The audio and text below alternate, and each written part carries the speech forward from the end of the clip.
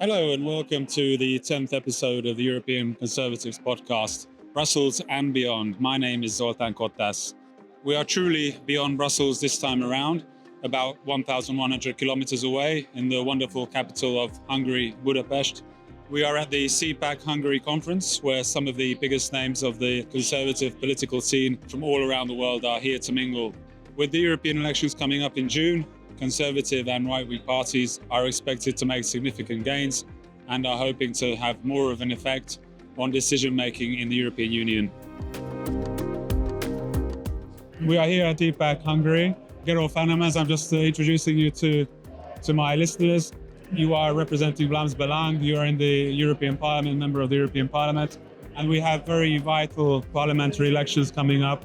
How do you think Vlaams Belang and also the conservative patriotic forces will fare in these elections? Well, yesterday my party president was here, Tom van Grieken. He perfectly expressed what the challenge and that is for Vlaams Belang in Belgium, but what the challenge is for us all here in this European election, because there is not this year not only the election of Donald Trump, we hope, but also for the European Parliament, a very important and even historic moment. We've got to get rid of the left-wing globalist elite that has taken over the European Union, that has turned this European Union into a centralized Soviet-like imperium. And so we got to get rid of this green communist, globalist, liberal elite. And the symbolizing figure, the symbolizing person in all that is van der Leyen. So our program can be defined as get rid of van der Leyen. Why do you think conservative and right-wing forces are so popular now? Well, we have been at work, most of us, for 30 years. Then, so to say, Donald Trump took over and made it a global issue, or a global issue for the West.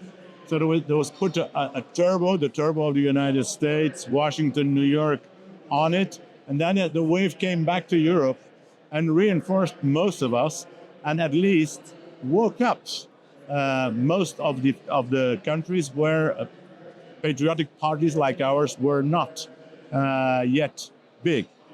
Of course, Rassemblement National with Marine Le Pen, our friend, was already there, or party was already there. Same counts for Vlaams Belang, same counts for Geert Wilders. But let's say there is an awakening of forces like ours, and several circumstances like the work that we did for all these decades, the election of Trump, then the election or the nearly election for presidential elections like in France, then the coming up of a decent or more or less decent party like AfD in Germany. These are all factors that reinforce the previous force that we already had. Do you think there's a chance, a possibility, because we have two big sort of right-wing parties who are to the right of the European People's Party?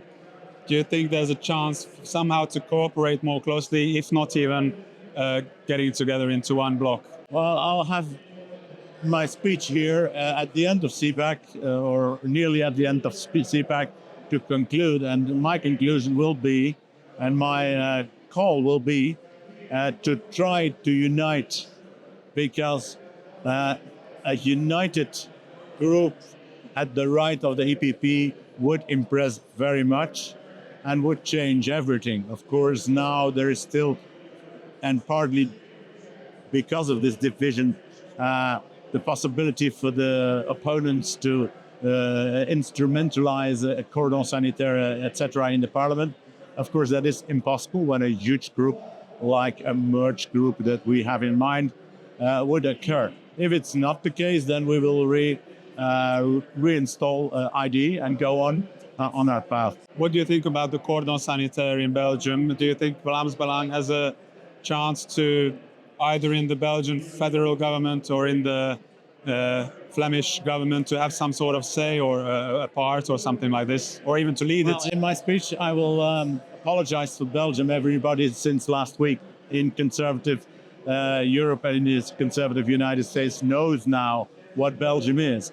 And Belgium, if you speak about the federal government, Belgium has a constitution in which says that every government should be 50-50 composed out of Flemings and French-speaking. And the French-speaking will always block Vlaams Belang, because Vlaams Belang is a party that not necessarily wants to go on with Belgium. Belgium was an historic mistake. We want to correct that, and the French-speaking will never accept that. So on the federal level, it's not thinkable, or it's not expected that Vlaams Belang will play a role, but never exclude. If we can always come to an agreement, we are open to a dialogue. That's the difference with the previous historic Vlaams Belang that we had. That was installed in this cordon sanitaire. The new generation took the party out of that corner, opens up to the people and saying, we are the alternative, we want to be the alternative, and we will take our responsibility if possible. And that will mainly be done in the Flemish government, on the Flemish level, because the Flemish part of the country has its own government with quite a lot of competences. And if you expect the cordon sanitaire to disappear, expect it in Flanders. But I guess the European establishment wouldn't be too happy if Flanders wanted to separate from Belgium. That's an understatement. They will not only not be happy, they will panicking, and they are already panicking now. They do everything what's in their power to put us in the Chinese, in the Russian, etc. corner. Racism was previously the argument, but they're getting out of arguments. And so someday the Flemish people will clean all this madness, because the regime, the previous regime, even if it doesn't want to make place for the new regime, for the new times, it will be pushed by the people. Mr. Annemans, thank you very much. Rodrigo Ballester at the CPAC conference, and Rodrigo Ballester works for the Mathias Corvinus Collegium, and he is the head of the European Studies Center. I would like to ask you, we have important elections coming up in June, European elections. What can patriotic and conservative forces await from these elections? Thank you very much for the interview. They can await an improvement. I think this is very, very likely, but not a decisive one. European conservative forces will not have an absolute majority, but at least they will have many more MEPs, enough if you want to have more weight in the balance of the European Parliament, to have more influence on certain votes, on certain topics, and also to put more under pressure the European People's Party, which is a center-right party which basically plays with the left all the time. Will now the EPP, not at least sometimes also vote with the right, also look at its right and not only on its left? I think this is something that is likely to happen, for example, on migration. With all the turmoil on migration and on other topics as well, but especially on migration, will the EPP continue the business as usual policy that he developed in the last 15 years, when actually his parties on his right are rising and rising? If he does that, it might well be the last time that he has that is the number one party in the European Parliament. So I expect more influence, especially on some topics. Nothing decisive, but at least the beginning of a long-awaited change. What do you think the main topics are that are driving the popularity of the right-wing parties? Number one, migration, for sure. There's really one topic that really federates the whole conservative/nationalist, sovereignist, rightist migration, followed by sovereignty. And sovereignty in Brussels also means more subsidiarity, so more power back to the states, and to make sure that the EU is indeed a club of states, and states have the last word. Third, the Green Deal, or the green punitive ecologic ideology. It is extremely harmful, for example, for the farmers, also for the competitiveness and the sovereignty of Europe. Fourth, to a certain extent, wokeism.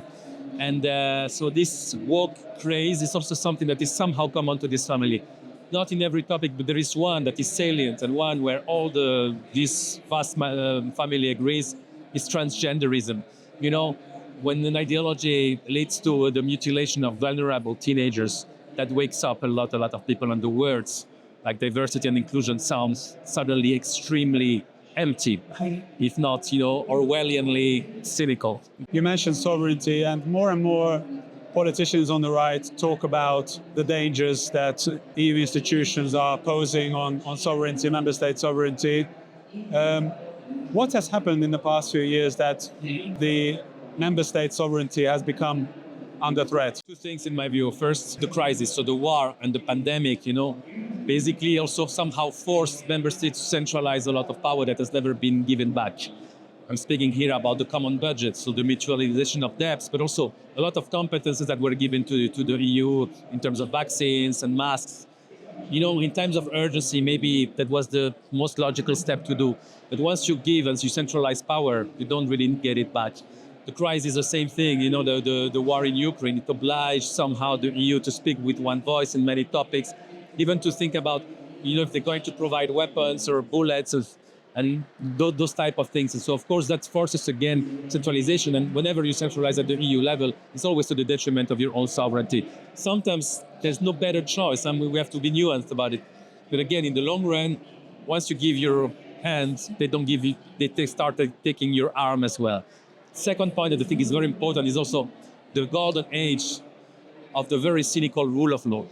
Rule of law, which is supposed to be a legal concept, now became a political excuse, a pretext, not only to punish countries that are dissidents, and Hungary knows very well what we are speaking about because they basically confiscated the immense majority of the EU funds, even beyond conditionality. They even sanctioned their students. No, don't forget that the 21 Hungarian universities are excluded from Erasmus and from Horizon, which is an infamous sanction that will not age well. It's not going to age well. But my point as well is that the rule of law became a pretext to aspire to vacuum, if you want, to absorb national competences without a mandate. For example, look at in the name of the rule of law, the EU is now sanctioning Hungary because of his law on the protection of minors. What I mean by rule of law is also like the common European values. Since when the sexual education of children has been an EU competence? Never. They don't have an inch of a competence that. They still do it. Look also, for example, at the sanctions on Erasmus. The content of the education policy and the organization of education system is an exclusive competence of the member states. It's written in Article 165 of the treaty. But in the name of the rule of law, you can circumvent all of that, and suddenly it becomes, de facto, a European competence. So you should be very, very careful with the rule of law because it's really becoming like the best excuse, the best alibi, basically, to infringe the treaties. The treaty says clearly that any competence that has not been given explicitly to the European Union belongs to the member states. Who thinks about this Article 5? Nobody. It should be the golden rule of the European Union. Now it's totally ignored. And in the name of the rule of law, we are now de facto, already living in somehow a federalist, if not a centralist state. But it's an interesting, as you mentioned, there are some topics which cannot be defined by the rule of law because why would the LGBTQ issue have to do with the EU? It should be a national competence. But then what can nation states that are punished? EU funds have been withdrawn from Hungary, and it doesn't seem like they're getting close to getting these funds. So what can Hungary do? I mean, the only thing is if they have more allies, I guess, in the EU. Well, first, what Hungary can do, and it's something already they're learning very quickly, Hungary are fast learners, is to live without EU funds. And look, the vast majority of the funds were confiscated. The EU thought that this will be like a nuclear weapon against Hungary. The country is still doing well, still attracting a lot of investment. It's also still standing on its own feet. They will prefer to get the money, but they are standing. Hungary is standing on its own feet. So that's the first thing. Make sure that you are sovereign so that you have your own protection against this blackmail. Second, indeed, you need more allies. And more allies for what? Especially in the Council, so among the member states, more than in the Parliament. With a very clear objective, everyone should first understand that behind this idea of the rule of law, basically there is a political weapon, not a legal concept anymore. And so the competences of the European Union on the rule of law should be abolished. And to start with, you know why? Because if there is one place in Europe that doesn't respect the rule of law, is the European Union. I mean, it's the only the European Court of Justice is the only one in Europe that is not part of the European Convention of Human Rights. And why? Because they refused to do so. The treaty obliged the EU to be part of this convention. A deal was negotiated, I think, in 2010, and the European Court of Justice says, no way, we don't want it. Isn't that an infringement of the rule of law, for example? And also because the way they apply the rule of law is a machine of double standards, of hypocrisy, of cynicism. And so, again, when you are infringing and trampling over the rule of law in the name of the rule of law, I think this is enough already to say, stop, you are not doing a good job. It's not for you to look at that. And again, the minute this concept becomes like the perfect alibi to steal national competences, I think this is an existential threat for the European Union. So moralize for what? To abolish the EU rule of law policy. And also, of course, there are efforts or attempts to take away the veto, the member states' veto rights. There are not many areas left where they have veto rights, for example, foreign policy. Is that a threat for member states? It will be a huge threat. I must say that I am a big fan of veto. I think the European Union works much, much better with that. Why is that? Because if veto would be the rule, it will lead to immobilism. But if it's the exception, and it's the only way is that some countries, most of them, the small ones and the medium-sized ones, have to protect their national interest, this is something that we have to keep at any price. So just give you an example. Imagine now I'm Spanish, and on the topic on South America, I mean, what is the two only countries that are really interested in that is Portugal and Spain. Imagine that now we apply the qualified majority, and a crucial issue on South America, Spain and Portugal are outnumbered by countries that do not have a strategic interest there, like Sweden, like Hungary, for example. Do you think that will make the EU more popular in Spain or in Portugal? No, it will be the exact opposite.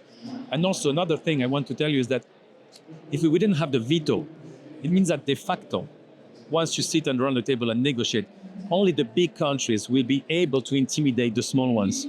And no one will ever dare to put France or Germany in a minority. So those countries will keep a de facto veto. But what about the others? So they will create a three-speed Europe. The big ones will have more rights, more privileges than the other, because they will be the only ones who will be able to put a veto on the table. And without this veto, Hungary today would have been blackmailed to the bone if the prime minister wouldn't have had the occasion to say, I put my veto on Ukraine before we talk about other things, because otherwise the blackmail would have been 100% extortion. Just one more question. Should we be optimistic or pessimistic about the future of Europe, of the European Union? I think the next 5 years are going to be very important, because if the European Union, the elites, the bubble, the deep state doesn't show a bit of empathy for the sovereignist point of view and for the conservative point of view, when actually millions, hundreds of millions of Europeans are really seeking for that, if they just play the game of we are behind the barricades and we're going to use all our power, influence and deep state to stop the rise of populism, as they say, then I think this will be the last elections where they can still survive. Because the tide is coming, the tsunami is coming, and again, it's better to channel it than to confront it. And again, the EU does not belong only to one political family. It must reflect the political diversity of the European continent. I'm sick of these people always mentioning diversity every second word, and at the end, the only diversity that really matters, which is the ideological one, the political one, they just get rid of it. So they better open their eyes if they don't want, to basically sink the European Union in the next 10 years. Rodrigo Ballester, thank you very much.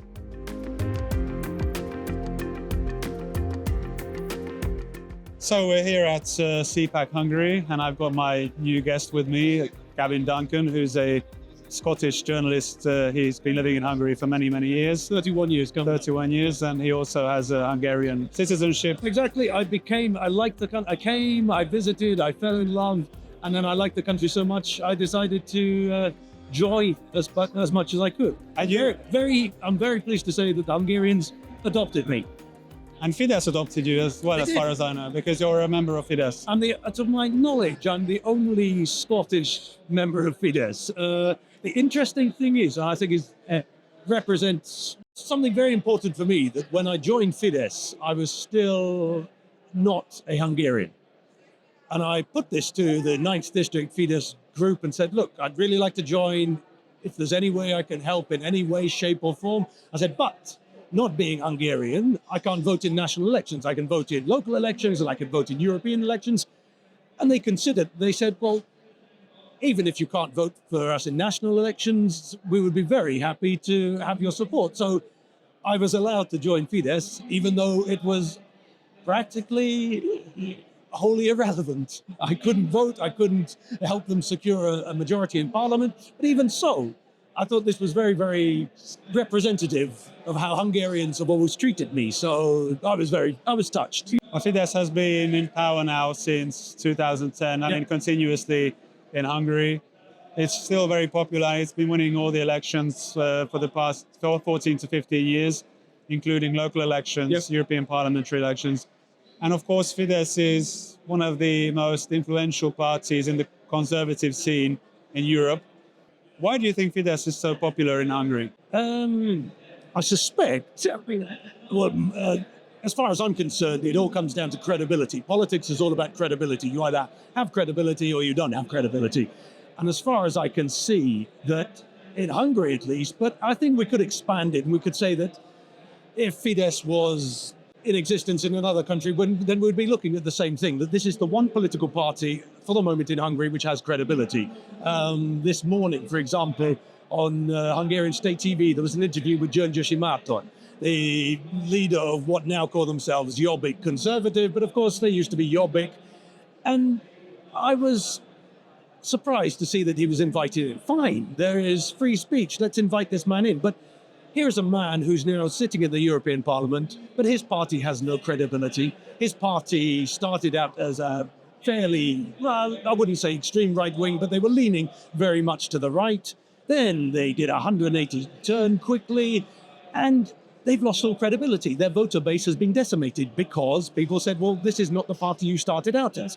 The same thing if we look at the socialists, or what once was the Socialist Party, because you could argue that there is really no Socialist Party left in Hungary. You look at the infamous antics of Gyurcsány, and people say, well, why don't the Hungarians vote for this man? Say, because this man has no political credibility. This man bankrupted the country when he was prime minister. This man unleashed the worst police terror modern-day Hungary has ever seen. This man set the police on Hungarian citizens. I mean, this is astonishing that this man hasn't paid the price for his actions. He shouldn't be in jail. Fine.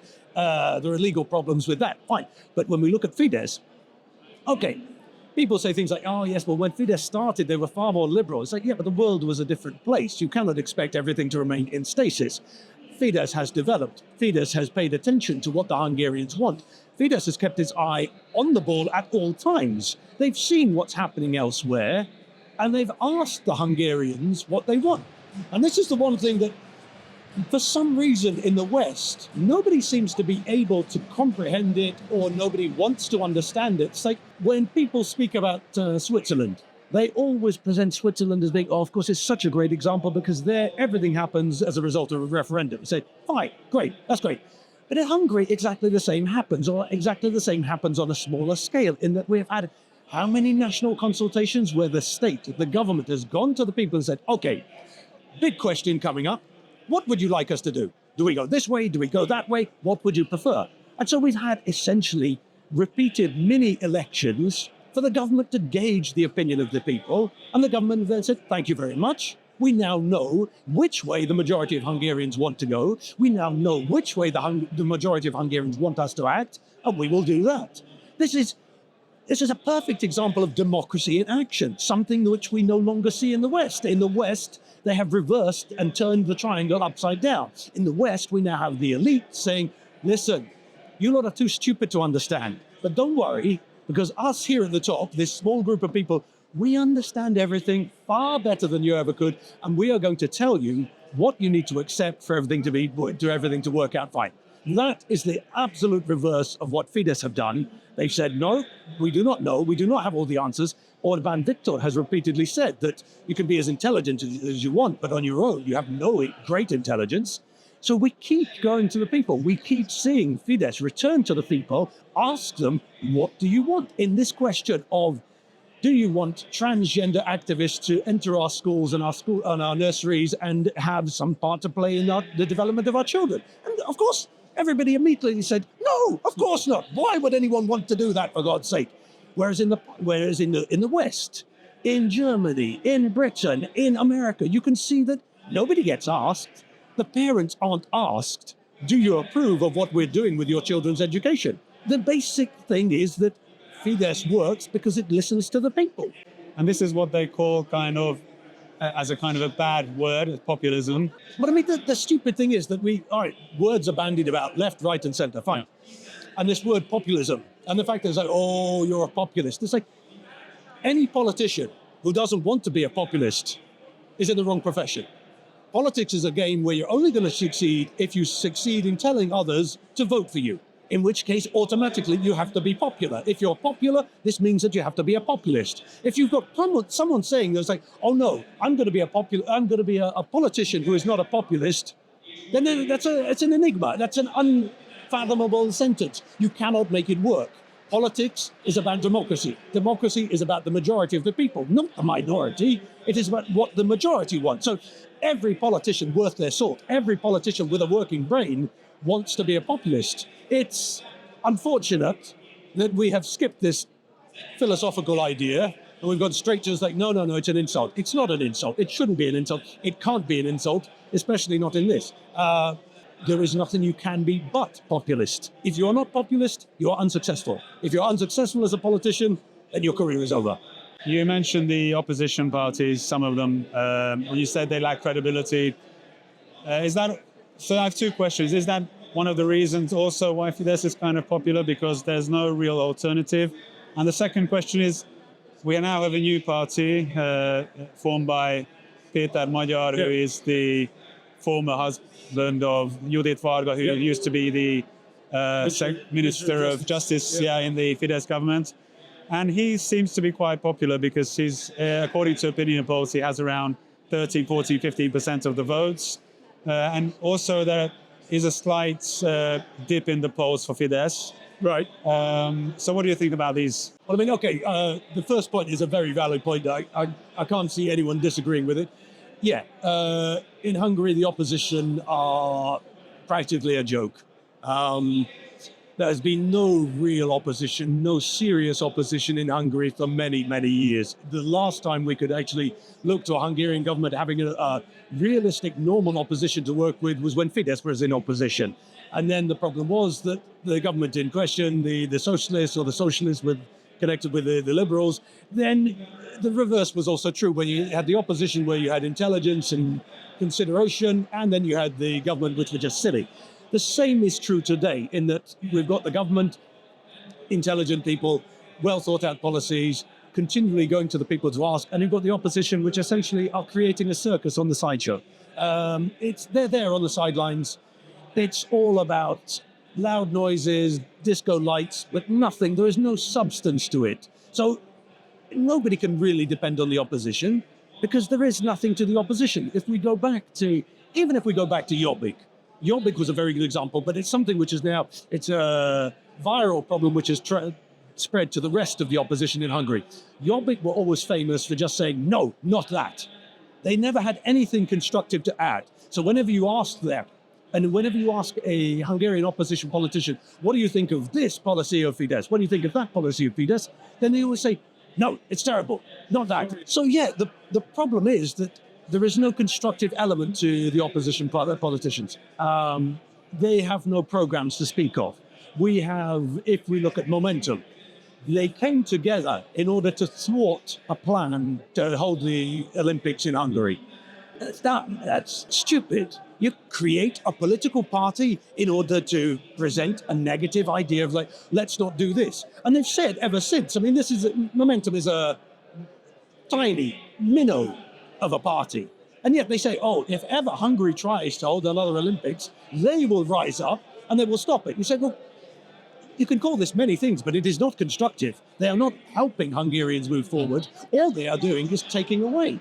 So I think, yes, that is a reason for the success of Fidesz and to some extent the success of Fidesz and KDNP. The fact that the opposition provide nothing And what about Magyar Péter? Magyar Péter, to be honest, I suspect, and I hope, that he is a flash in the pan, nothing more. Again, credibility. This man has absolutely no credibility. This man has essentially bitten the hand that fed him for so long.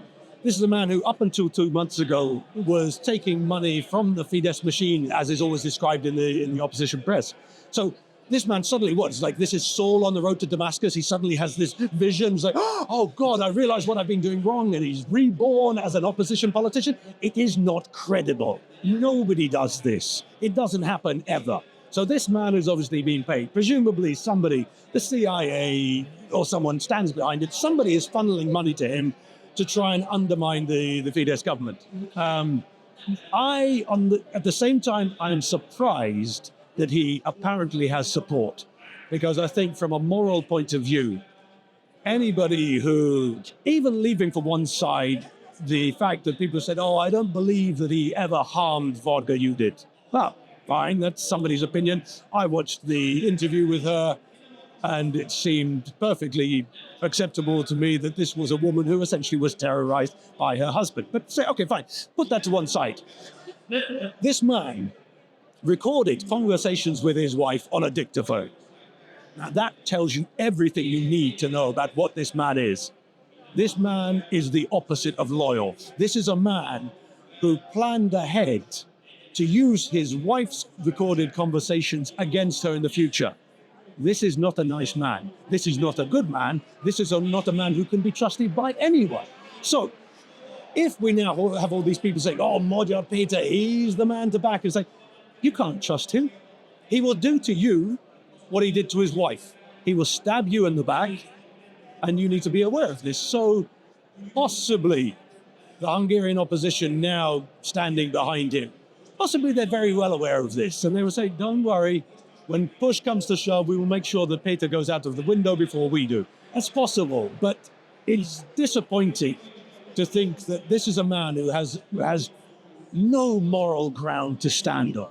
This is a man who recorded conversations with his wife. I'm sorry, that is the lowest of the low. That is lower than the lowest of the low. And this man, therefore, has written himself out of public life, written himself out of competition, written himself out of politics. He should not dare show his face. And still, many Hungarians will probably vote for him. But anyway, let's move on just for one more subject. You meet quite a lot of, we're at CPAC, Right. all kinds of people from all around the world are here, all different parties and all kinds of organizations. And you meet a lot of people, you talk to a lot of people. Do you think there is now kind of, we're in a place where there is a desire to kind of have a closer cooperation with like-minded parties all across Europe and also, for example, with the Republicans in the USA? I think so. I hope that it's moving that way because, again, united we stand, divided we fall. It's an old maxim, but it remains true. I find it disappointing, personally, when I look back to the country of my birth, Britain, and when I read what the journalists, supposedly working for what traditionally were conservative newspapers, conservative media outlets, they have joined the left condemnation of Hungary, well, for simply being Hungary. We have committed this great sin by supporting Orbán Viktor.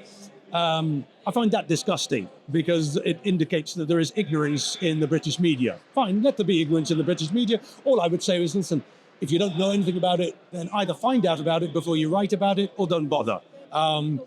It's another interesting thing which I find infuriating, the fact that we're always told, say, for example, by the Westerners, by the Germans, by the French, by the Belgians, by the English, by the British, that, oh, Hungary, you're so tiny and unimportant, you really shouldn't bother with paying attention to what we write about you. In which case, the counter-argument of mine is, in that case, why are you bloody writing about us? And they said, so we can't, it's like the usual thing. It's like the Hungarian joke where the rabbit is either wearing a hat or he's not wearing a hat. So, but yeah, united we stand, divided we fall. It's nice to see that the message seems to be getting through. that now we've had CPAC, which has been organized for the third time in Hungary. We've got Americans coming here. The fact that we can share our experiences, we can see where others have made mistakes. And surely this should be the idea that no man is an island, no country is an island, well, apart from Hungary with the language and the fact that we're surrounded by Hungary, but we should be looking elsewhere and learning from others and learning from others' mistakes so we don't make those same mistakes. And the same goes for these other conservative parties, these other conservative thinking members of either parliaments or just of communities. They can learn from us just as we can learn from them. And why would we not want to? Why would we not? We all get along. We all stand on the same side of things practically. We all despise the Bolshevism which is running rampant through the European Parliament as we see it. I think it's a perfect example that people are starting to understand that, yeah, we do not need to just bury our heads in the sand and sort of like hope that everything will come out in the wash. No, we need to actively work. We need to actively communicate with us. We just had Geert Wilders here. Here's a man who's a perfect example of what is being done to European conservatives. Won the elections, and since then they've just refused to let him play ball. We need to speak about this. We need to get the message out. We need to make people aware that this is also happening. It is not only left-wing dominance of the media. We need to try and fight back against that left-wing dominance. One of the ways, surely, is by holding things like CPAC, where suddenly the eyes of the world once again turn to Hungary and they say, oh, hang on, what's this? It's a great idea for us to find media coverage, for us to push our message out. This is the perfect way forward. Gavin, thank you very much. And that concludes this episode of Brussels and Beyond. I hope you tune in again next week. Have a very good week. Bye-bye.